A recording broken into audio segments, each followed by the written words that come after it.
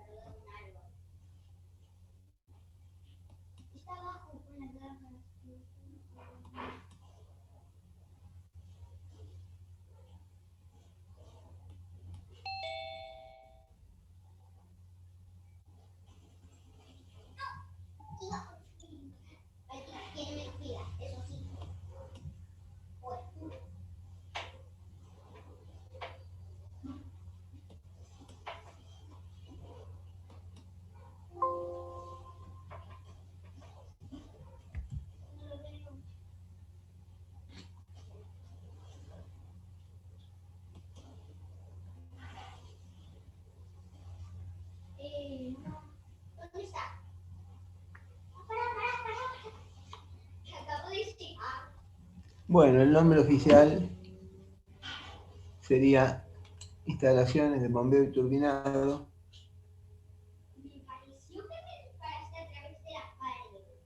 ¿Se ve pantalla completa y se escucha bien? Se escucha bien, Tito, pero te estamos viendo a vos, no vemos el power. Porque no lo compartí, qué nabo que soy. No compartí. Tienes razón. Ahora no me van a dejar de ver. Ahí está. Ahora compartimos la pantalla.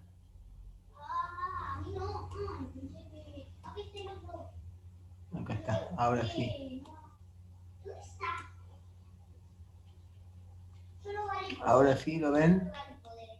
Y ahora sí.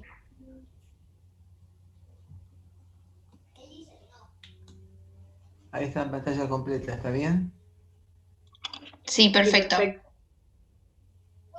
Bueno, vamos a ver entonces las instalaciones de bombeo y de turbinado, es decir, completamente las máquinas llamadas bombas y turbinas, que no es una clasificación general exhaustiva, pero no exclusiva, porque si cambian de bibliografía, más o menos la clasificación es la misma, pero puede haber alguna variante.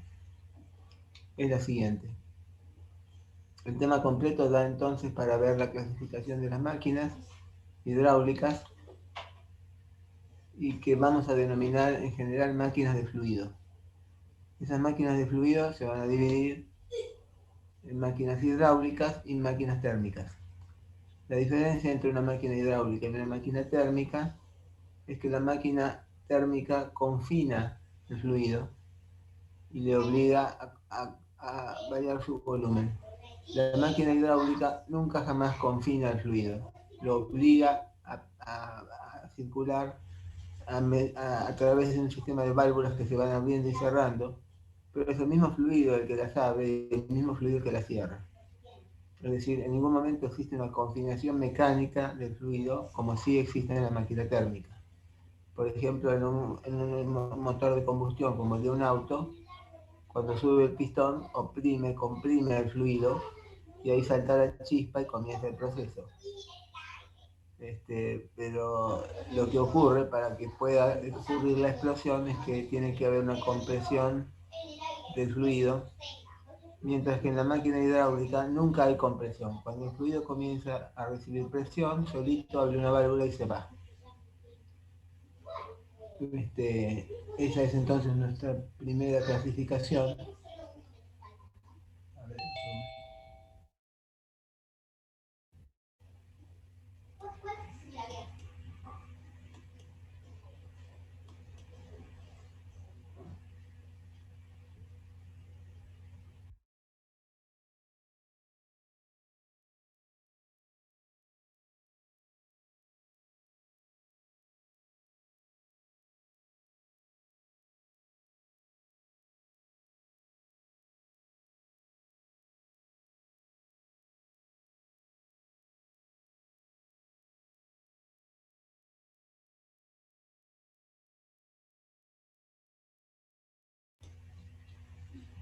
bueno, vamos a abocarnos entonces a las máquinas hidráulicas, que se van a clasificar a su vez de acuerdo a que entregan energía al fluido o toman energía del fluido.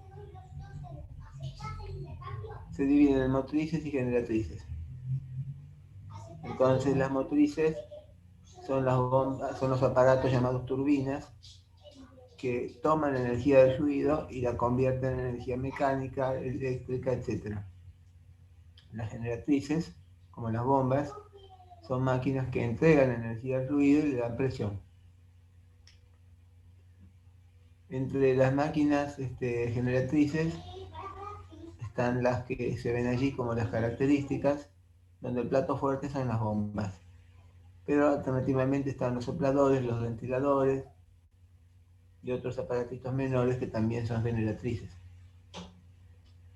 Hagamos un paseo por ellos.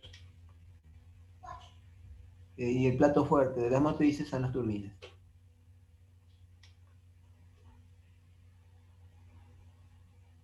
Aquí tenemos entonces los compresores, los sopladores, los ventiladores y las bombas, que son los cuatro. Voy a sacar un cartelito que tengo acá. Las cuatro máquinas características motrices. Las bombas las vamos a ver con todo detalle en un ratito. Los compresores también los vamos a ver con más detalle. Los ventiladores y los sopladores tienen el mismo mecanismo.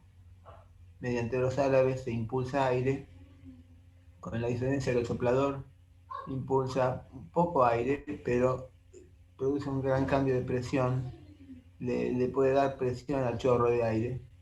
Por eso lo usan los tipos de la municipalidad para agarrar las hojas de la vereda, los chicos con los inflables en los cumpleaños. El inflable se mantiene encendido e inflado gracias a un soplador. Los ventiladores, en cambio, mueven gran cantidad de aire, pero con muy poco cambio de presión.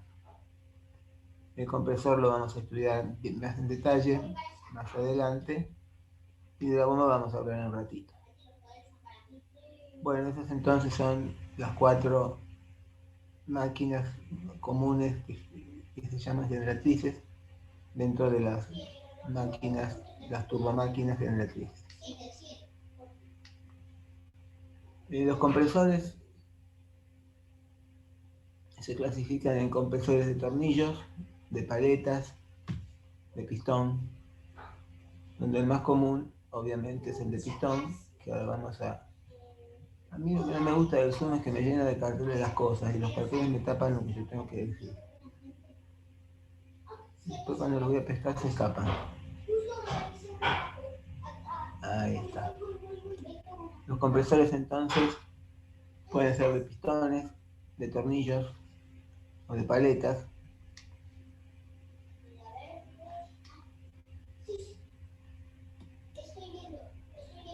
Ufa, ¿qué pasó acá?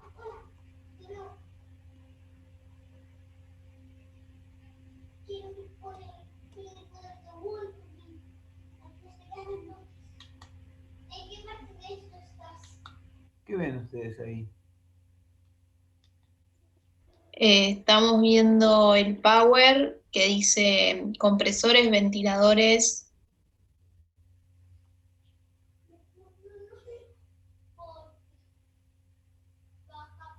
Ahora estamos viendo uno que dice máquinas hidráulicas, generatrices, y tenemos las cuatro imágenes.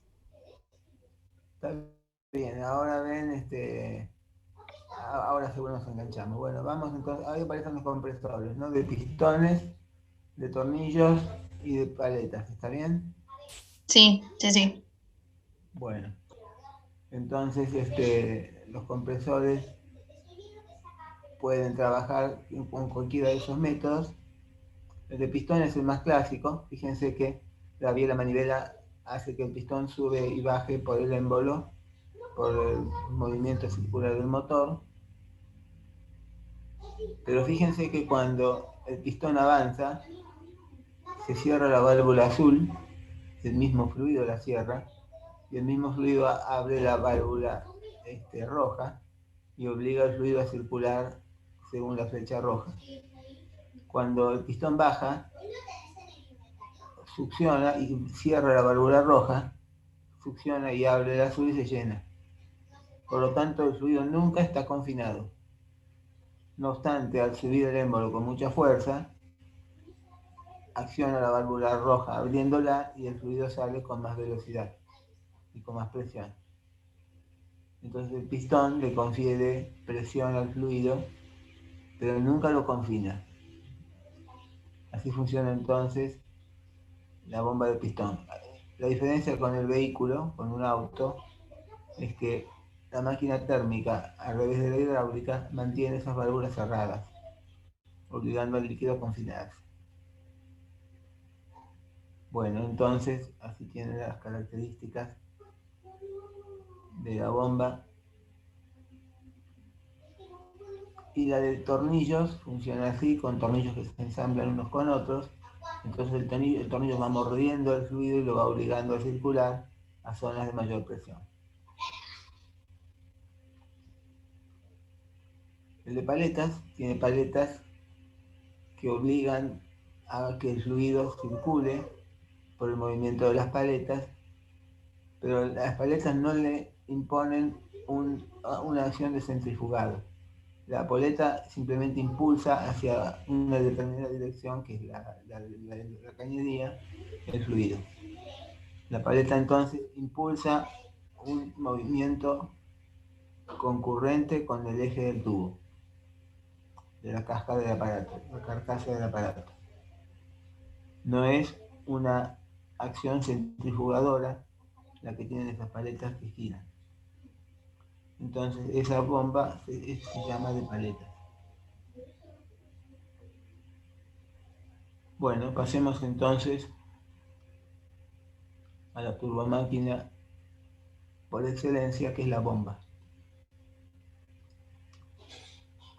La bomba puede ser de desplazamiento positivo o puede ser rotodinámica, o sea, centrífuga. La bomba de desplazamiento positivo tiene un émbolo que se desplaza hacia un lado o hacia el otro, en dos sentidos. Cuando se desplaza hacia un lado, acciona el flujo y produce el cambio de presión. Cuando se mueve en el sentido contrario, prepara el fluido para el próximo paso. Ya vamos a ver en detalle cómo funciona. Fíjense que el bombeador de mano que tienen ahí es una bomba de desplazamiento positivo. Cuando le dan a la bomba en un sentido no pasa nada, pero internamente el flujo se prepara. Cuando le dan a la bomba en el otro sentido, el flujo sale con un chorro. Entonces, una vez no pasa nada, una vez sale agua. Así funcionan entonces las bombas de desplazamiento positivo. Como hacer, por ejemplo, el molino de viento, como hacer el generador eólico, o cualquier elemento parecido. ¿Qué más? Bueno, el molino es otro ejemplo, como ven allí, de bomba de desplazamiento positivo. Y el corazón. El corazón se encoge y se ensancha, se encoge y se ensancha. En ese encogerse y ensancharse, accionan dos válvulas iguales que las del pistón del ejemplo anterior, y esas válvulas permiten que el fluido, o sea la sangre, se impulse. Esta bomba entonces es una bomba preciosa, obviamente, se llama bomba de desplazamiento positivo, porque no es a pistón, no funciona por presión.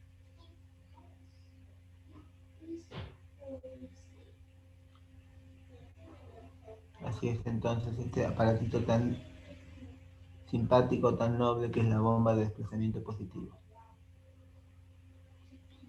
Vamos a ver la otra bomba entonces, que es la bomba rotodinámica o centrífuga.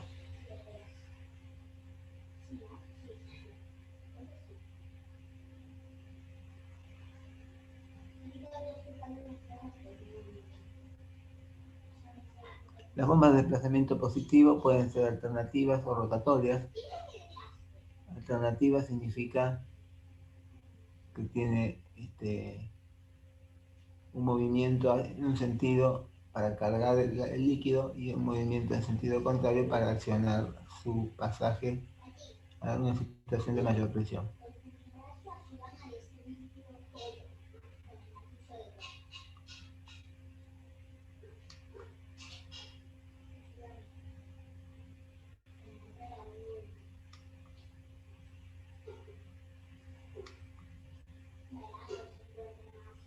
¿Por qué no quiero leer esto? ¿Qué estoy haciendo mal? A ver, vamos a ver.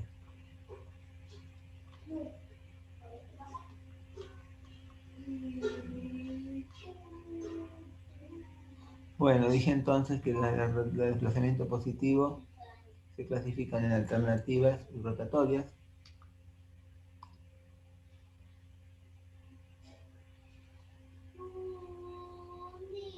Alternativas es claramente como el bombeador, como el molino de viento. Y las rotatorias se caracterizan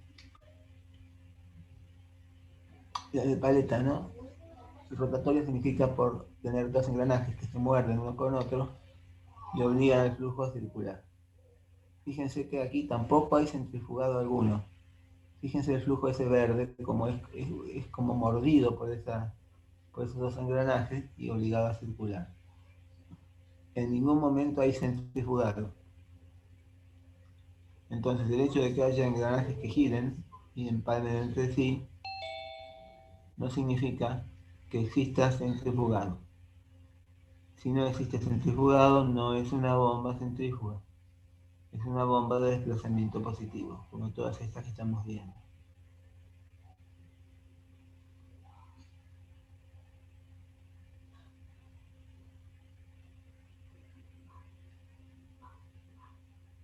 Muy bien.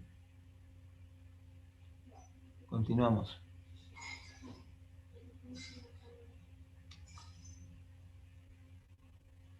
Vamos entonces a las bombas rotodinámicas, en contrasentido con las bombas de desplazamiento positivo. Las bombas rotodinámicas sí le imponen una acción centrífuga al fluido. O sea, lo revolean dentro de una carcasa que está dispuesta para evitar que se manche todo, que se centrifugue todo el fluido, etc. ¿Cómo funciona entonces una bomba rotodinámica? De la siguiente manera. El flujo entra por una dirección paralela al eje, es centrifugada en la dirección perpendicular, o sea, sale en una dirección absolutamente perpendicular a la dirección en la que entró. Fíjense, ahí tienen una bomba.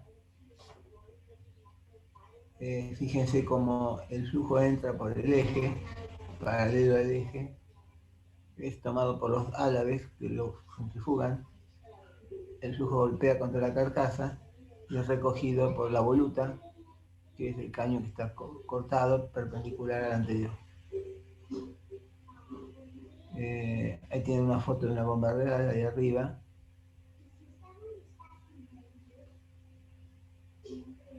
Y bueno, el pan entra justo en la...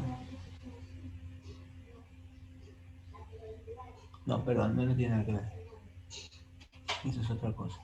Fíjense cómo los álabes están ubicados en la rueda con los álabes, en el centro. Y arriba tienen una bomba, como es realmente. Fíjense que el flujo entra paralelo al eje y sale perpendicular al eje.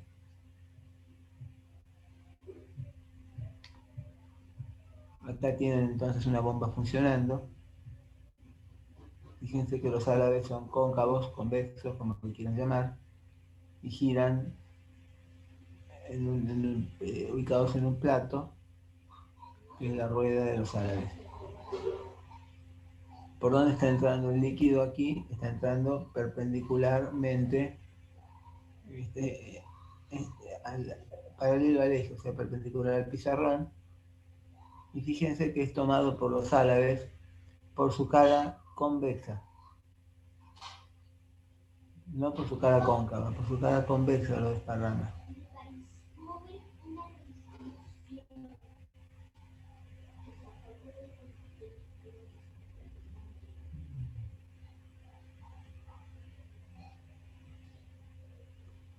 Eso lo vamos a saltear.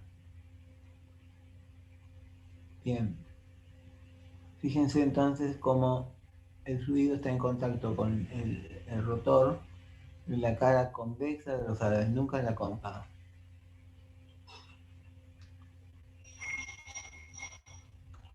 En el examen dibujan una bomba así. Dibujan el eje, dibujan los álabes sobre su rueda y luego la carcasa. Fíjense que la luz que queda entre el álabe y la carcasa es muy chiquita a la derecha y a medida que damos la vuelta a la rueda va siendo cada vez mayor, mayor, mayor, mayor, mayor.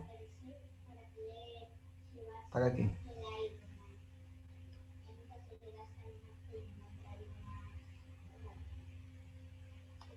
Nosotros queremos modificar el volumen. Primero lo centrifugamos con los álabes, lo aplastamos contra la carcasa, el fluido escurre por la carcasa hasta llegar a la voluta. Entonces, ¿qué ocurre con la energía? El flujo entra a los álabes y los álabes le imponen una velocidad por acción centrífuga, o sea, lo apuran. El flujo entonces cobra una velocidad mayor, da contra la carcasa y a esa velocidad importante recorre la carcasa hasta que sale por el pico de la cámara espiral. Ahora, es una actividad laboral muy reducida, la de estar simplemente conociendo el funcionamiento de las bombas. Pero un aprendizaje específico sobre el tema es muy importante. Muy bien.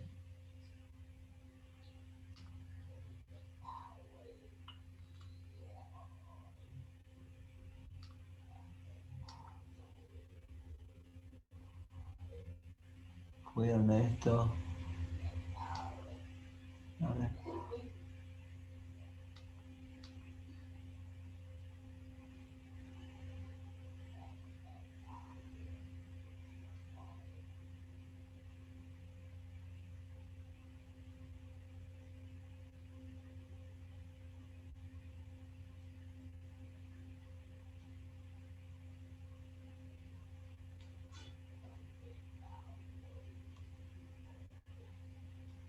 Bueno, ese esquema no lo de pelota.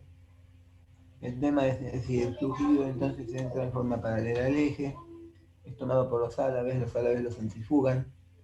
Con esa acción de centrifugado, el flujo apura la velocidad, golpea contra la carcasa y comienza a escurrir por la carcasa hacia la salida. Lo que hemos logrado con la bomba entonces es acelerar, es un acelerador de líquidos. Pero la finalidad de la bomba no es acelerar, es aumentar la presión.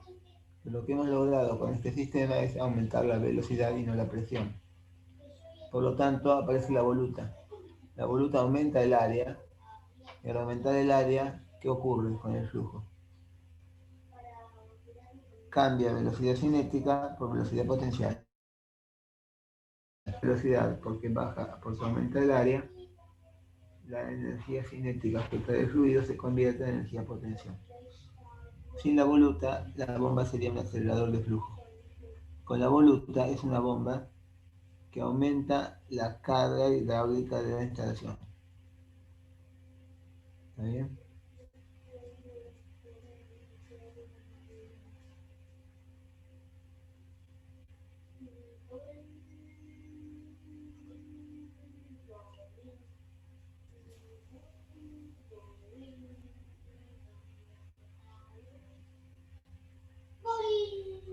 Bueno, continuemos entonces con la clasificación de las turbomáquinas y con más detalles de la bomba. Fíjense cómo rota una bomba. Dijimos que la bomba actúa con el contacto del flujo con la carga convexa. Entonces, gira así, no al revés. Es decir, desplaza el flujo de manera que el flujo escurra por la cara convexa hacia la carcasa. Porque si diese vuelta en el sentido contrario, los árabes llevarían a pasar el flujo y no le darían chance de despegarse del árabe. En cambio, si van empujados por la cara convexa, el flujo solito es desplazado hacia la carcasa. Entonces, de este modo, el flujo se desplaza hacia la carcasa, escurre por la carcasa hasta la voluta, y ahí ocurre el cambio de energía potencial, de energía cinética por energía potencial.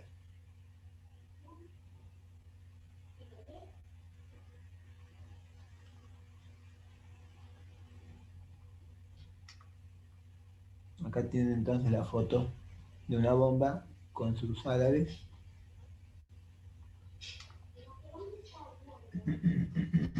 Y aquí otra, fíjense, los árabes son chiquititos.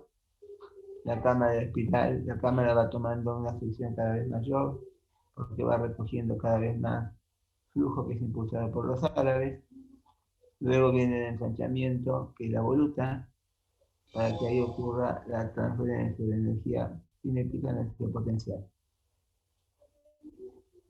El aparato queda entonces reducido a un aparato enloquecido que aumenta la presión del fluido que es presionado por el mismo.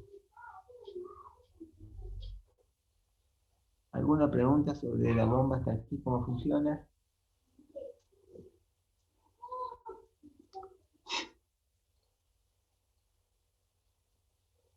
Bueno, aquí esta pregunta entonces, ¿para qué sirve la voluta? Voy a correr un cartel, pero creo que es lo que debe decir ahí.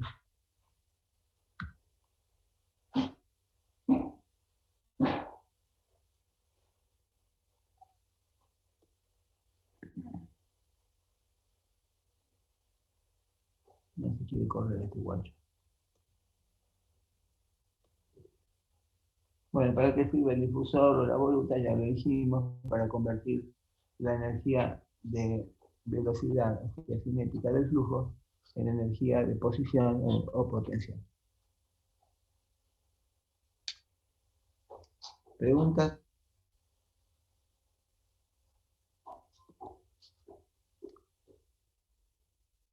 Bueno, gracias. Bueno, sigamos entonces analizando estos aparatejos.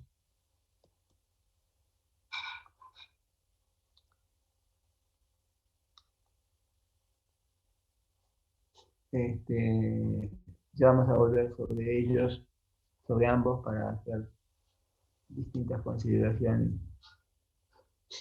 Las bombas rotodinámicas pueden ser de flujo radial o de flujo axial o mixto. Flujo radial es que el flujo todo el tiempo, desde que sale hasta que se va, lo hace paralelo al eje. Flujo radial es que entra perpendicular al eje y luego se hace paralelo al eje. La cuestión es la siguiente.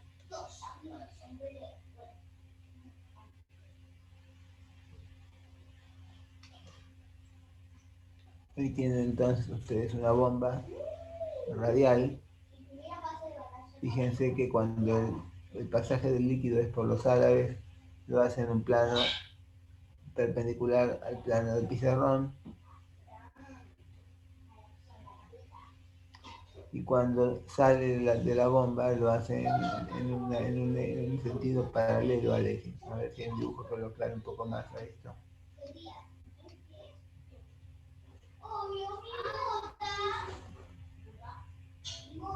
Esto lo vamos a ver después. Acá tienen entonces la bomba de flujo axial, ¿ven? En todo momento el flujo va paralelo al eje, es tomado por los árabes que lo impulsan. Yo puse esa flechita que dio vuelta porque me pareció simpática, pero da idea de velocidad angular, no tiene nada que ver con la velocidad angular, es una velocidad lineal, lisa y llana, que escurre por la máquina y toma flujo de esos árabes o le entrega flujo de esos árabes.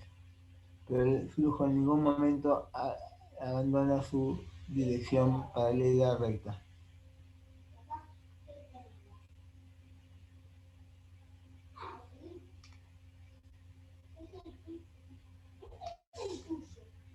Ahí tienen entonces lo contrario, el ala de flujo radial, donde el ingreso se produce paralelo al eje, pero el egreso se produce perpendicular al eje.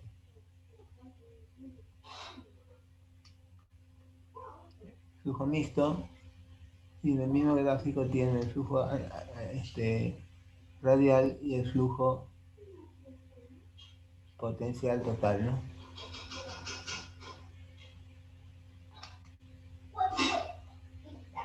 Entonces nos quedemos como simplificación con dos extremos. A la izquierda, el líquido entra paralelo al eje y se va perpendicular al eje por los álabes. Eso es una rotodinámica de flujo axial. A la derecha, el flujo entra y sale en forma paralela a la máquina. La máquina es entonces axial por ser paralela al eje.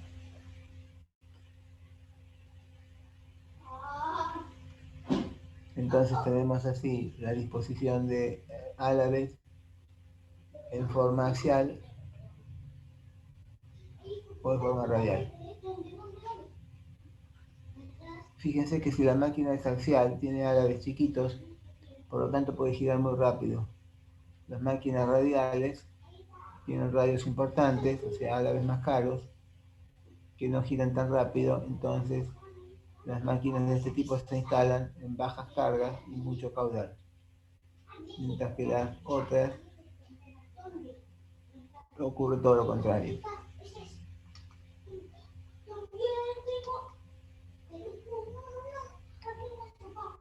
A ver, un segundo.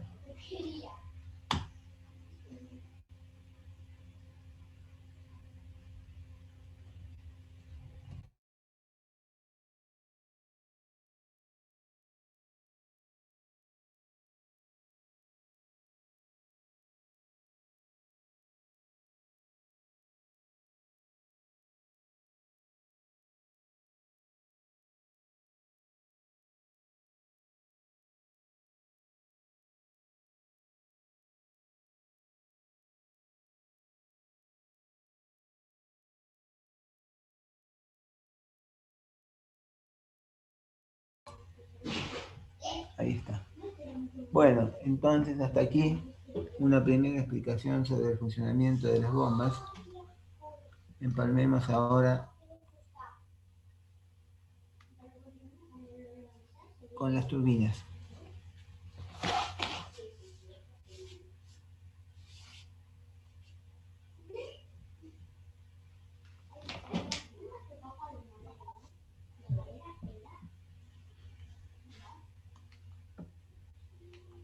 ¿Por qué no anda este PowerPoint?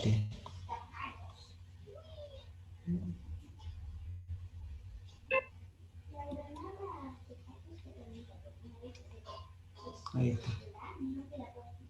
Bueno, las bombas entonces se pueden mostrar con una disposición como la siguiente, donde en una misma carcasa se instalan simultáneamente varias bombas. Esta es una bomba entonces generatriz multietapas. Es una nota de color nada más, no hace significativamente a la clasificación en sí.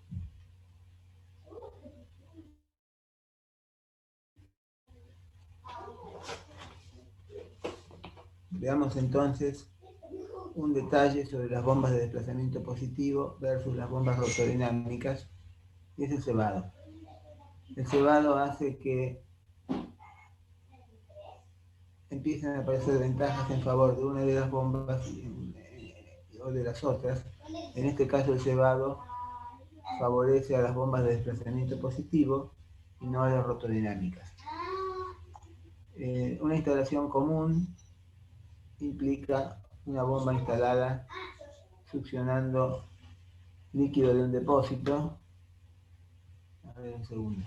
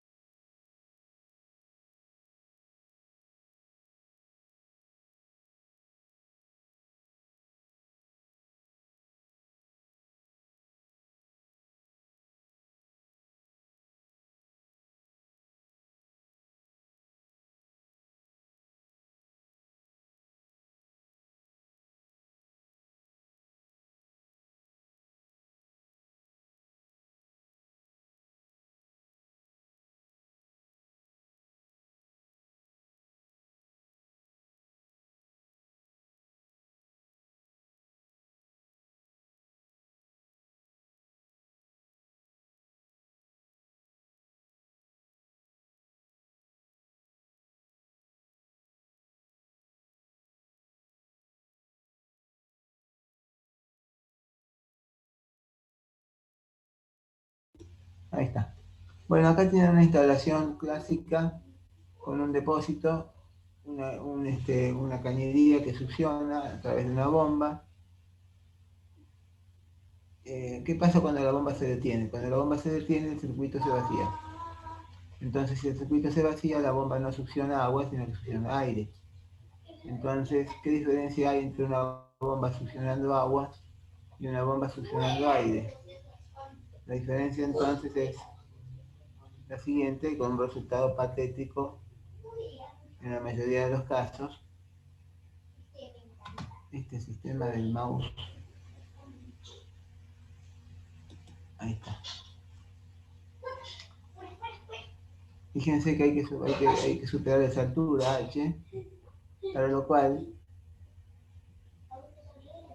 la presión entre el punto de impulso y el punto de aspiración de la bomba es ρ por G por H. ¿Qué pasa si está aspirando aire y si está aspirando agua? Si está aspirando aire, tenemos que hablar de la densidad del aire. Si está aspirando agua, estamos hablando de la densidad del agua. Una es 1000, otra es 1. Por lo tanto, tenemos una diferencia significativa en cuanto al rendimiento que podemos esperar del cambio de presión dado H. Fíjense que la relación es de 0,001 entre el delta P para aire y el delta P para agua. Por lo tanto, en la realidad lo que vamos a tener es una bomba aspirando y aspirando y aspirando aire, que no va a llegar nunca a que el agua se eleve lo suficiente como para llegar a la bomba y comenzar el circuito natural en la cañería.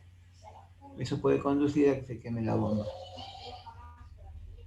Por lo tanto, la bomba de desplazamiento positivo tiene que tener siempre un mecanismo que garantice el cebado, lo cual es la única complicación de esa bomba, porque por lo demás son todas ventajas. Entonces hay que prever que el cebado ocurra, y para que el cebado realmente ocurra, hay varias posibilidades. Una de ellas, válvula de retención. Se coloca una válvula de retención en algún lado del depósito que detiene la columna de agua. Entonces, la columna funciona, así se compra en la ferretería, y así como está a la izquierda funciona. Es decir, cuando la columna de agua quiere caer de vuelta, la misma agua cierra la válvula y le impide bajar. Entonces la cañería queda llena de agua todo el tiempo hasta que se accione nuevamente. De ese modo garantizan que la cañería esté siempre llena y no necesite un mecanismo de cebado especial. Otra particularidad del cebado que hace que se analice con seriedad la posibilidad de garantizar un cebado continuo es que el cebado quede en manos de una persona que lo haga manualmente. Es decir, saca un corchito, una tapita, una valvulita, y llena la cañería con el líquido que la cañería naturalmente tiene antes de empezar el cebado. Esto es muy sencillo, pero es muy peligroso, porque falta el tipo de cebado y perdimos la bomba. Otro no lo sabe hacer, entonces es una operación muy delicada de la cual no se junta mayor crédito. Otra situación es la aplicación del mismo concepto a otros ámbitos, en donde apreciamos la misma situación. Vamos a ver si puedo ser un poco más claro. Hay otras maneras de lograr este cebado manual, pero también dependiendo de una persona. ¿Cuál podría ser esa manera? Una bomba de vacío. Entonces instalamos una bomba de vacío, que suele ser a pedal, en el punto de succión de la bomba, y generamos vacío. Al generar vacío, la cañería se llena de agua y se puede poner a funcionar nuevamente. pero nos olvidamos del detalle del vacío un día y quemamos la bomba. La única garantía real para este tema de la bomba cebada es la bomba sumergida. La bomba sumergida está completamente tapada con el fluido siempre y no da lugar a que haya errores en cuanto a su funcionamiento.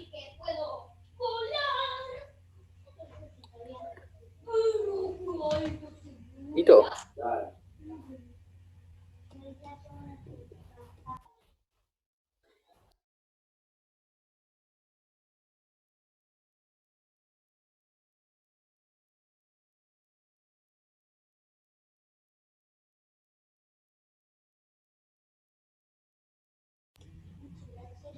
La bomba sumergida tiene Hito, una consulta. Requiere un costo adicional ya que la instalación eléctrica está bajo la napa, bajo el agua, pero hay garantía de que la máquina está permanentemente con el problema del cebado resuelto. Este problema de cebado no lo tienen las máquinas de desplazamiento positivo, pero sí la tienen las bombas centrífugas, y bueno, estos son los paliativos para resolverlo en el caso de que la situación sea la que ustedes ven. Generalmente se busca que la bomba esté siempre sumergida, siempre tapada por el fluido, para evitar que tengamos que tener un cuidado adicional en la verificación de las condiciones de cebado.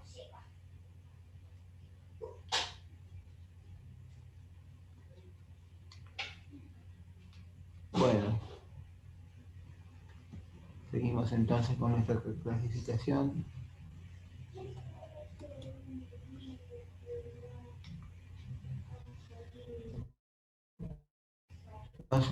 Un pantallazo sobre las turbinas antes de volver más seriamente a las bombas. Lo que hemos visto entonces es que las bombas se clasifican en bombas de desplazamiento positivo o alternativas y las bombas centrífugas o rotodinámicas. Vimos el escollo del cebado que afectaba a las bombas rotodinámicas, vimos cómo resolverlo. Veamos ahora las turbinas.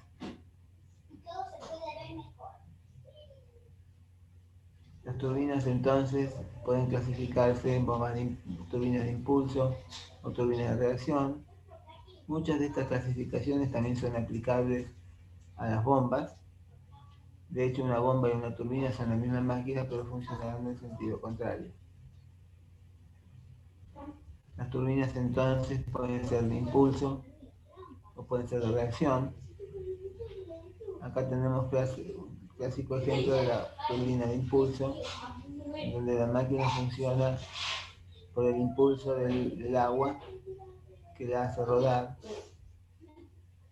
El problema es el agua está accionando solamente en un álave y los demás están dando vuelta sin recibir ningún tipo de aprovechamiento. Entonces, solamente una o dos álabes están siendo impulsados por el agua, el resto no, lo cual es un desperdicio de instalación y de recursos. Entonces, acá tienen una bomba, una máquina, una turbina en este caso, de impulso, en donde la forma particular de las cucharas aprovecha, de acuerdo a la fórmula de la cantidad de movimiento que vimos en su momento, como al golpear el chorro en el álave, entrega cantidad de movimiento, y cuando sale por cualquiera de las dos paletas, también entrega cantidad de movimiento. O sea, entrega cantidad de movimiento 3 veces el chorro en cada paleta. Esta bomba entonces se la debemos a un señor que se llama Pelton. Es una bomba grande, de gran diámetro, centrifugado importante, y es capaz de elevar la presión del agua a valores considerables, pero en cantidades reducidas. O sea, trabaja para caudales pequeños pero para alturas grandes, justamente porque el diámetro de la rueda permite el centrifugado en forma cómoda.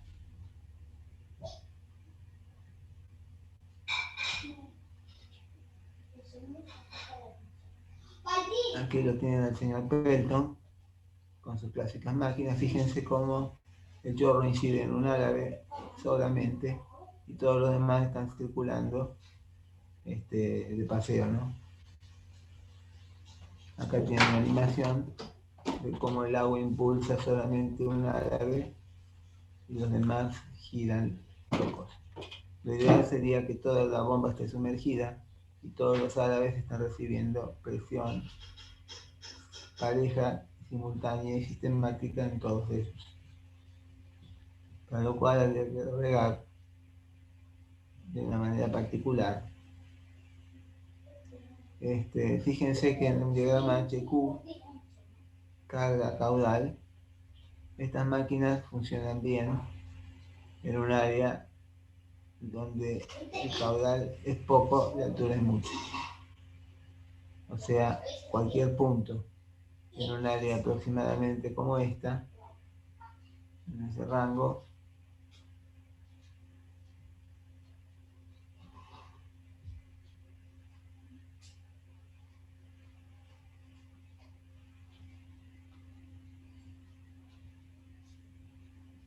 entonces ¿dónde ubicamos estas máquinas? Ahí, más o menos en esa zona.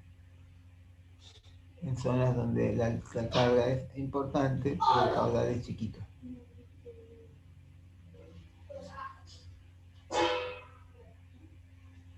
Esto es lo que pensaría el cerebro humano para intentar mejorar la eficiencia de la Pelton. Meter más inyectores, haciendo que sean más los árabes que funcionen paralelamente. La cuestión es el rendimiento. La turbulencia que crea esta situación va en detrimento del aumento de la producción, por lo tanto produce un rendimiento, una interferencia importante en el giro de los árabes. Por lo tanto, la turbulencia que genera y la dificultad que le obliga a los árabes a circular en esta turbulencia le hace perder más energía que la que estaría aprovechando pintando todo de otro color.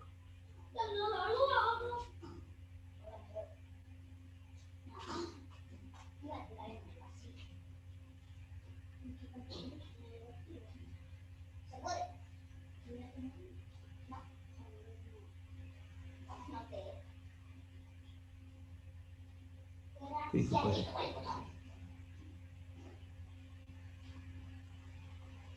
¿Qué pasa entonces si implementamos este sistema? Es como los aerogeneradores. ¿Cuántas paletas tiene un aerogenerador? ¿Cuál es el óptimo? El óptimo sería una sola. Con una sola paleta, la energía que produce el aerogenerador sería mucho más eficiente que con más de una paleta. ¿Por qué? Porque si ponemos dos paletas, la primera está generando interferencia con su turbulencia al normal desenvolvimiento de la otra. Entonces funcionarían de modo tal que ninguna de las dos es la mitad de la otra, sino menos. Si tomamos una segunda guía, va a pasar exactamente lo mismo.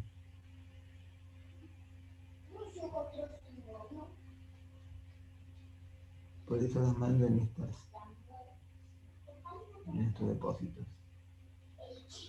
Bueno, más allá de la logística, de cómo las envío,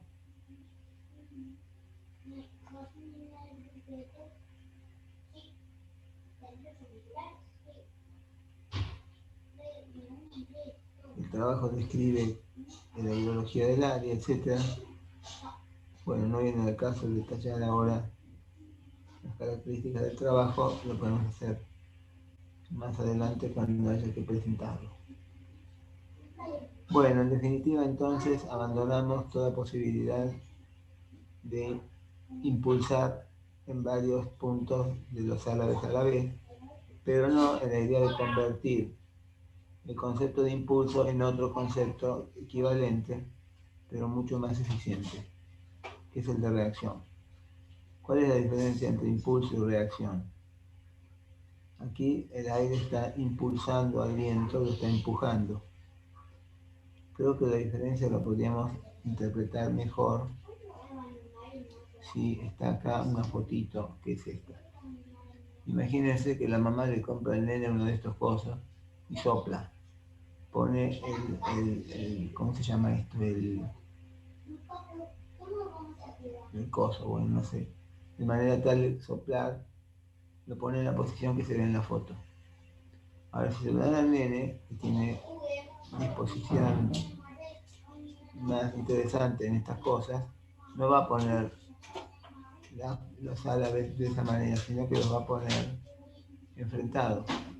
Y va a lograr que en vez de girar así, aprovechando el impulso en un árabe solo, van a girar mucho más rápido si gira el aparato y sopla sobre todo el sector de los árabes directamente. ¿Ven? Gira mucho más rápido si soplan de frente que si soplan de costado. Lo que están logrando de esta manera con este giro es que haya impulso, no solamente como con más.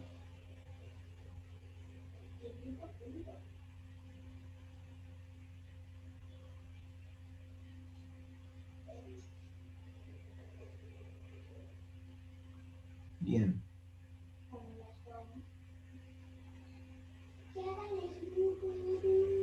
Entonces ahí tienen cómo van a recibir el examen y cómo lo van a rendir.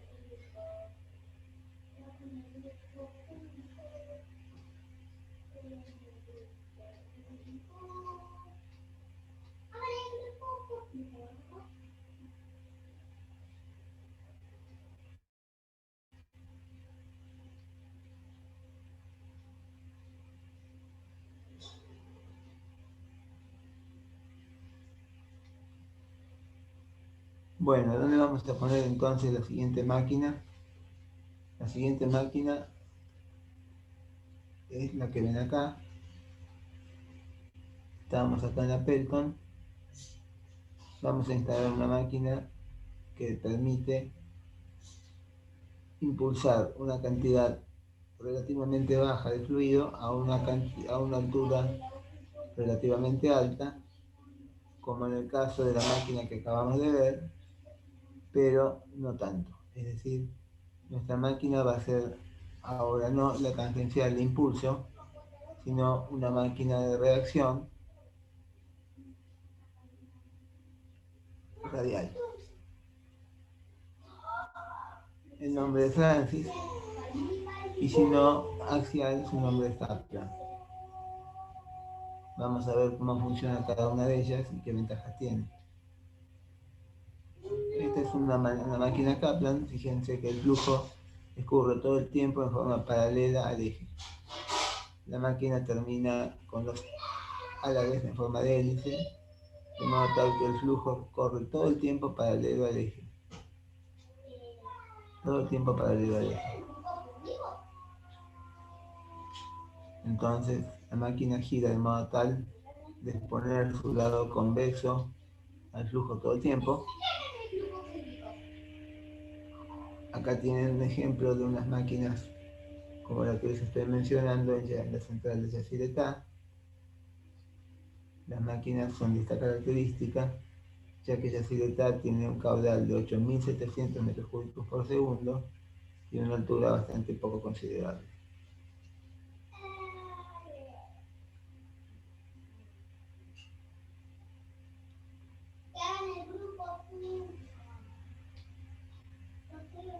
¿En qué lugar de la zona del gráfico HQ va la máquina esta?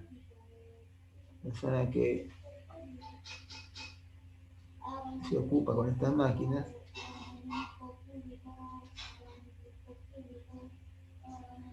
es esta.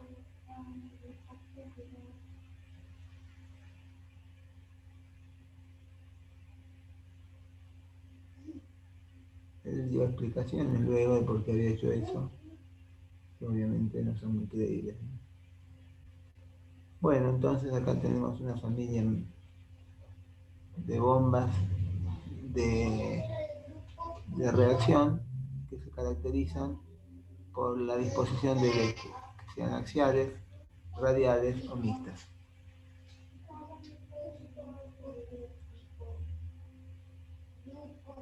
Otro grupo de máquinas construidas especialmente con paletas en forma de hélice permanecen el recorrido del flujo en forma paralela al eje, y estas son las máquinas Kaplan, mientras que las Francis son máquinas radiales y corresponden al primer ejercicio que vimos. Entonces fíjense que la máquina radial, a ver si tengo un ejemplo acá.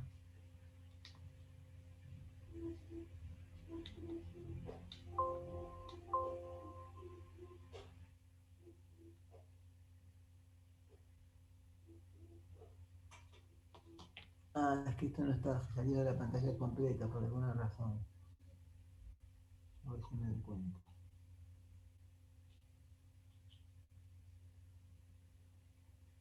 Lo voy a volver a poner. Bueno, aquí va la Pelton. Entonces, ¿en qué lugar ubicaríamos la máquina que sigue? Acá tenemos caudales importantes y alturas relativamente bajas. Por lo tanto, esta es la zona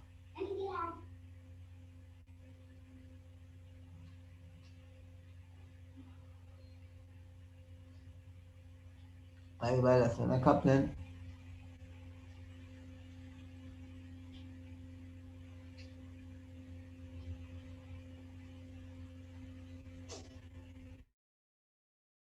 Fíjense la cámara espiral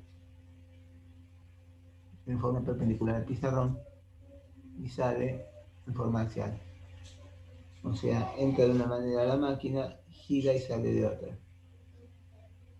Produce entonces una posibilidad de darle mayor eficiencia a ese cuerpo en rotación en su contacto con el fluido.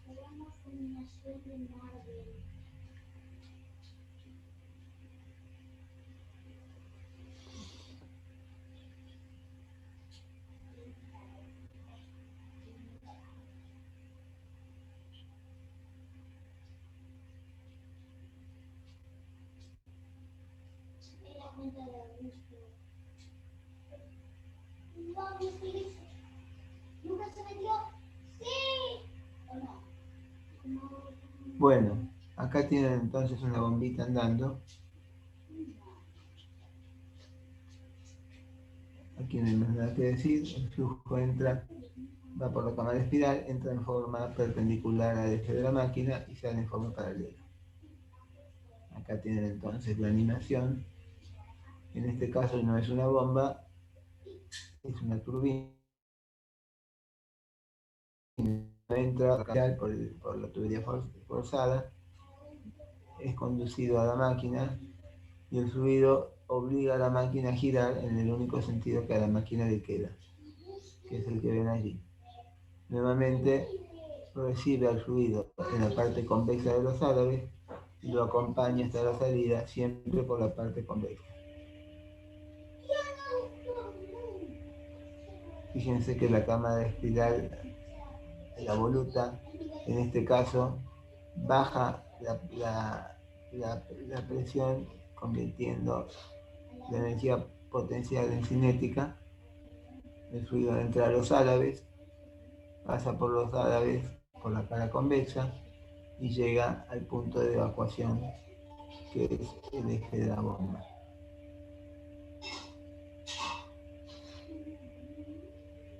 Bueno, ahí tienen entonces una esquematización de cómo funciona este aparato.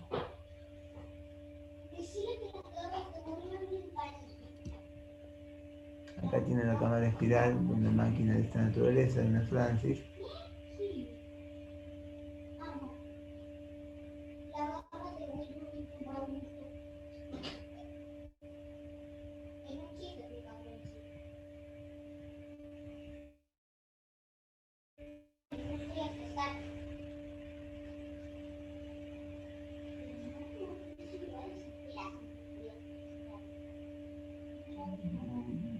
Bueno, sí, me parece que no hay muchas opciones.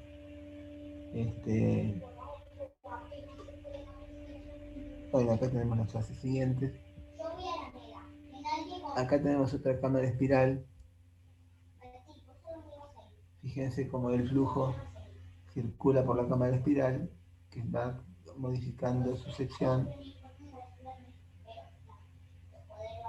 ya que el agua va perdiéndose en la máquina o es recogida por la máquina. Tito, Sí, básicamente la turbina es todo lo contrario de la bomba, o sea, hace el camino inverso. es lo mismo, Ok. es exactamente lo mismo. Esta máquina que estás viendo acá está ubicada en los Caracoles, eso es en la provincia de San Juan. Cerca de allí, en la provincia de Mendoza, hay una presa que se llama El Tigre, donde está instalada una máquina Francis como esta, y que tiene la particularidad de trabajar de la siguiente manera. Vos sabés que la máquina genera energía y vende la energía al sistema interconectado nacional, o compra energía para actuar como bomba. Una represa hidroeléctrica tiene sus turbinas que trabajan justamente vendiendo energía. Entonces, con la conversión de energía del fluido en energía eléctrica, venden esa energía. Pero esa energía tiene un precio de día y un precio de noche. De noche es más barata. Entonces, de noche el aprovechamiento compra energía barata y con esa energía, con la misma máquina, bombean agua y llenan el embalse otra vez. Entonces es como Penélope, ¿viste? Teje de noche y teje de día. Esta turbina de día y vende la energía y de noche compra energía a un precio mucho menor y con esa energía carga otra vez su embalse bombeando para atrás. Por lo tanto, es hasta qué punto la misma máquina, que es la misma máquina. No está construida igual, no, es la misma máquina. Funcionando al revés. Bueno, entonces estábamos no me acuerdo dónde. Bueno, que esta es entonces la cámara espiral de una máquina radial. Acá tenemos el corte. Fíjense que ahí se ven los álabes, el agua se mete entre esos álabes y hace reaccionar la máquina en toda su plenitud, toda sumergida en el agua.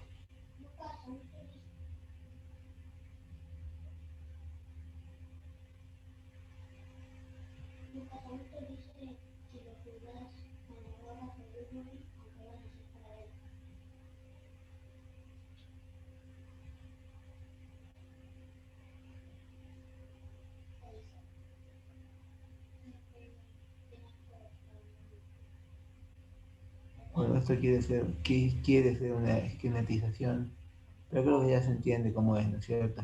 El flujo se mete entre los álabes de la máquina y le obliga a girar.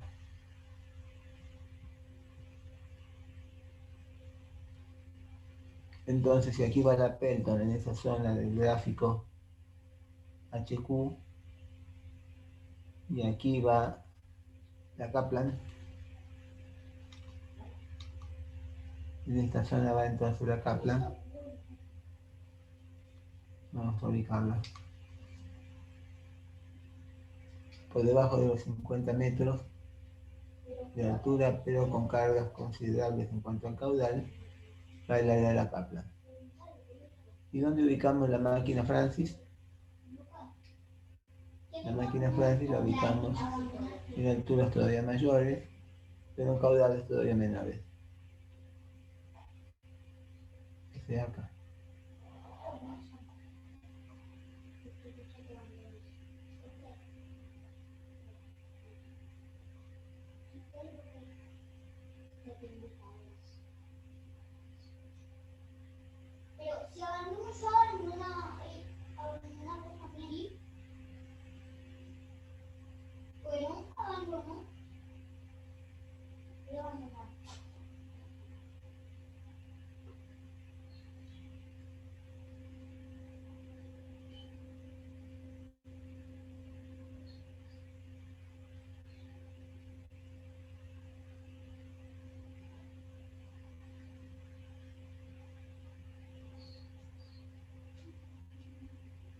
Bueno, vamos a ver cómo llenamos los huecos que faltan en este gráfico con otro tipo de máquinas. Dejemos en claro entonces la comparación entre las principales, que son la radial y la acción. La radial la tenemos a la izquierda, en la máquina Francis. El agua entra haciendo reaccionar todos las válvulas, todos los álabes a la vez, mientras que la máquina de Kaplan no reacciona, sino que responde a la circulación del flujo y su diseño, su escurrimiento es paralelo al eje de la máquina.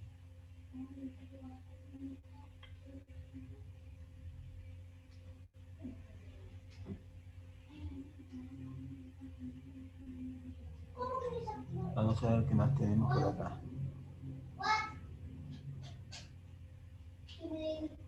¿Qué hacemos con los huecos entonces que quedan en ese gráfico? Podemos aprovechar esos huecos con otro tipo de máquinas, que son las llamadas tubulares, que son las que aparecen aquí. Las Bulbo, las Straflo, son máquinas muy chicas, que generan muy poca energía a muy poca altura con muy poco caudal, pero tienen muy bajo costo y son una situación muy positiva en lugar de los aprovechamientos eólicos, que suelen ser muy contaminantes desde el punto de vista de los ruidos molestos que provocan.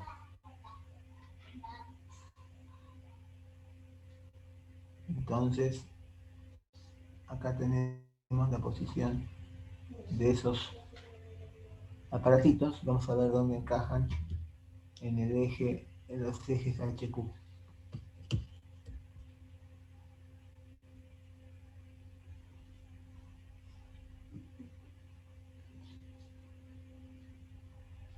Ahí tienen las tubulares, ¿ven? Ahí tienen la forma, son un tubito. Una persona está parado adentro, fíjense ahí en la persona que está parada. Entonces en ese bulbo se genera la energía, no tiene todas las obras, la gran cantidad de obras complementarias que tiene un aprovechamiento hidroeléctrico, sino que tiene una estructura mínima, un costo mínimo. Bueno, las tubulares se ubican entonces en este gráfico, completando el esquema de abajo, y es un espacio que está disponible en todo el país. Ninguna empresa quiere hacer una cosa tan chiquita, todas quieren hacer cosas grandes con nombres de indios rimbombantes, pero bueno, ya no es época de eso.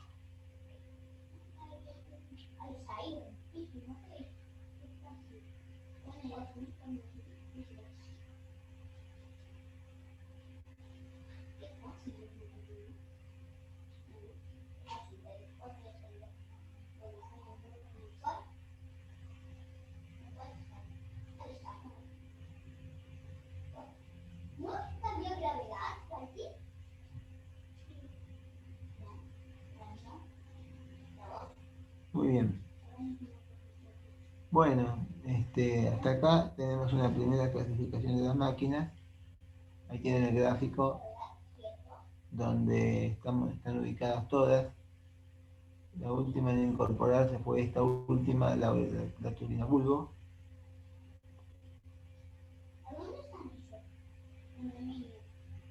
Y acá tenemos el esquema de la clasificación.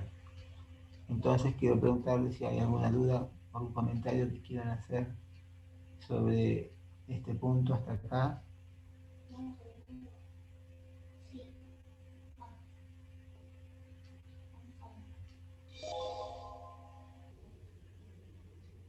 No, yo por mi parte no, Tito. Todo clara la clasificación. ¿Te pareció clara? Sí. Bueno, me alegro. A mí me pareció que no estuve muy claro hoy. Pero bueno, son días. Bueno, No, entonces, Tito, se entendió, bueno, bárbaro. Eh,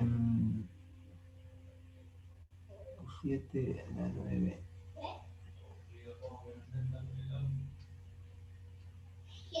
Bueno, esto es un pequeño repaso entonces de toda la clasificación completa. Y ahora vendría entonces pasar a describir con más detalle las bombas de desplazamiento positivo, también llamadas bombas alternativas a émbolo o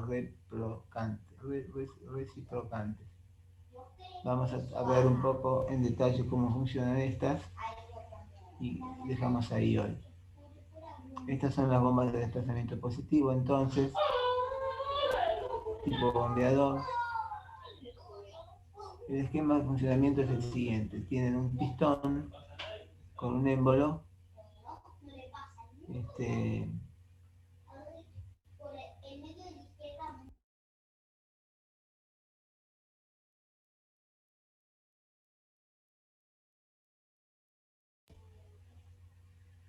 fíjense entonces como hay un émbolo allí verde que sube y baja movido por un motor que a su vez transmite movimiento con una biela manivela. Entonces ese émbolo sube y baja y veamos las consecuencias de que eso así ocurra. Ahí sube el émbolo, entonces el fluido es atraído y sube accionando la válvula roja. Otra vez elegí una flechita que gira, pero el agua está circulando en forma recta hasta que se llena el depósito y el émbolo se detiene. Cuando el émbolo comienza a bajar, esta válvula, así como se abrió, se cierra. Y la de la derecha, que tiene una letra D, se abre. Entonces cuando el émbolo baja, sube una rama de fluido. Y así siguiendo, ¿no es cierto? El próximo paso ocurre lo de siempre. Entonces, fíjense que cada vez que el émbolo sube, entra el agua a la cámara, y cuando el émbolo baja, sale el agua de la cámara. Por lo tanto, ustedes ven una persona bombeando, y las consecuencias es que sale el chorro, no sale, sale, no sale, sale, no sale. Así funcionan entonces este tipo de máquinas que son las bombas alternativas. ¿Cómo calculamos con las bombas alternativas? Podemos calcular de la siguiente manera. Tenemos un radio, y ese radio obliga a un punto en su circunferencia a desplegar un recorrido igual a 2 veces el radio. Por lo tanto, si clavamos ese elemento en rojo en un punto de la rueda y vemos hasta dónde es capaz de recorrer, vamos a ver que recorre la distancia denominada con S, que hemos llamado recorrido. Entonces, ¿cuál es el recorrido del émbolo? Una vuelta de rueda, es decir, 2 radios a un diámetro. Por lo tanto, tenemos así un volumen del émbolo que da igual a la superficie de la base por la longitud. La superficie de la base es 2 veces el radio.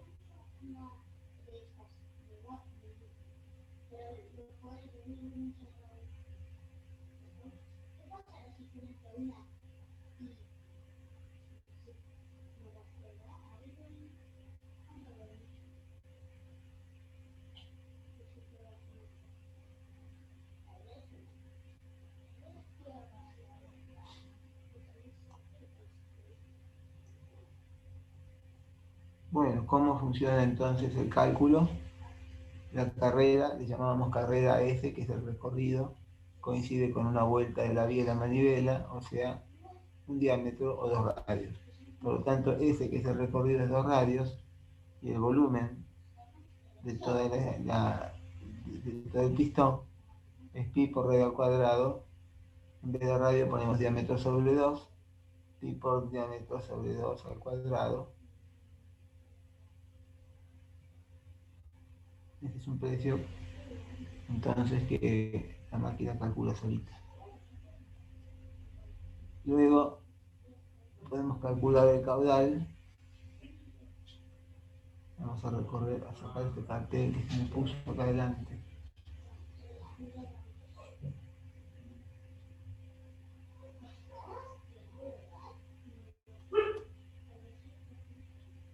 Ahí está. El caudal entonces es el volumen. El volumen es el área de la base, ¿no? Pi por diámetro al cuadrado sobre 4 por la carrera S. Z lo agregamos para identificar el número de cuerpos de la bomba, porque puede ser que esta bomba de un solo cuerpo tenga más de un cuerpo funcionando en paralelo. Y tenemos abajo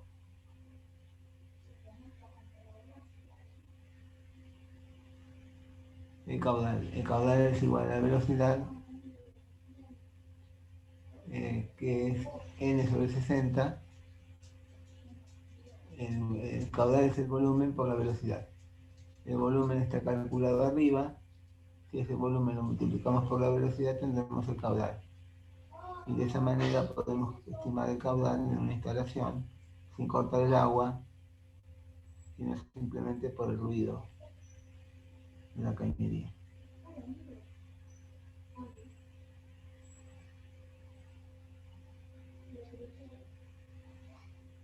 Bueno, ¿qué más?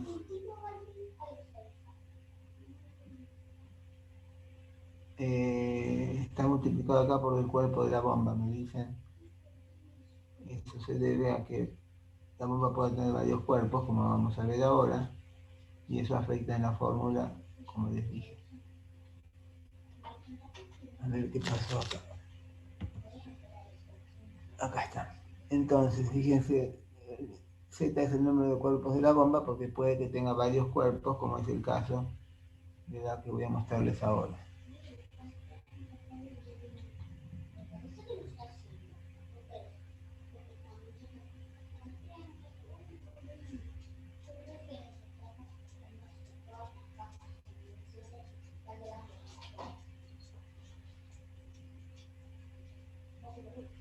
Bueno, no sé qué le pasa a este aparatejo. Vamos a prescindir de él.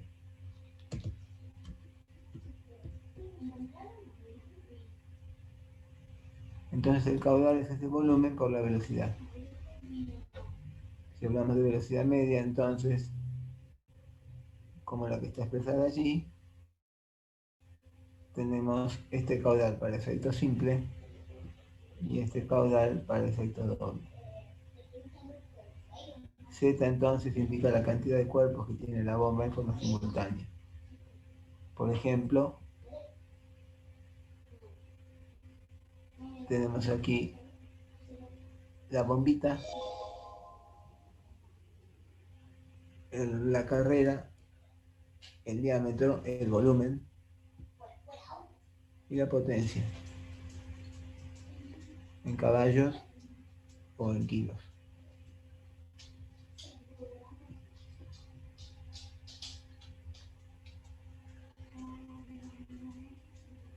Bueno, estos son los gráficos entonces.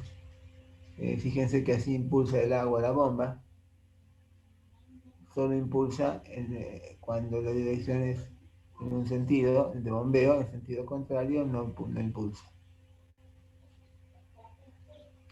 No ocurre así en las bombas de doble etapa, donde ocurre el siguiente mecanismo. ¿Ven? Cuando el émbolo se corre hacia un lado, ingresa agua en la cámara de aguas abajo y egresa en la cámara de aguas arriba de forma simultánea. O sea, el émbolo funciona a dos caras. Entonces se multiplica por 2 la fórmula de caudal. Acá hay otro esquema.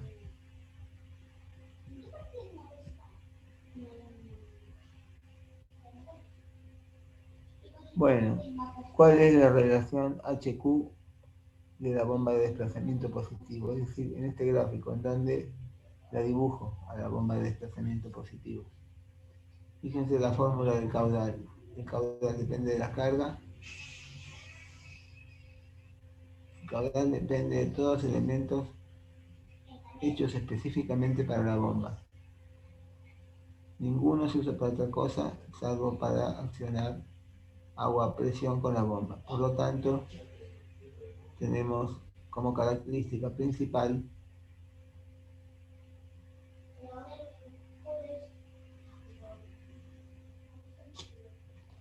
en este tipo de aparatos que es un solo punto de trabajo. La bomba se va a colocar en el punto HQ como posición cómoda. Si queremos forzar otro punto de trabajo, no vamos a poder. La bomba trabaja ahí. Si no les gusta, cómprense otra. ¿Está? Bueno, dejemos acá por hoy. La próxima vamos a seguir con la clasificación de las bombas y las distintas aplicaciones, y así como las turbinas. Y después vamos a aplicar concretamente en todos los aprovechamientos que hemos venido mostrándoles por qué tiene, cómo está equipada cada uno de ellos y por qué. Por qué tiene una Francis, por qué tiene una Kaplan, cuáles son las expectativas, etc. ¿De acuerdo? Buenísimo, Tito. Buenísimo. ¿Tienen alguna duda? Por el momento no, Tito. Bueno, me alegro mucho. Que tengan un lindo fin de semana, entonces. Muchas gracias, Gracias. Tito, igualmente para todos. Un beso, Lucía, un abrazo, Pablo. Buen fin de Tito. Gracias, Tito. igualmente para vos.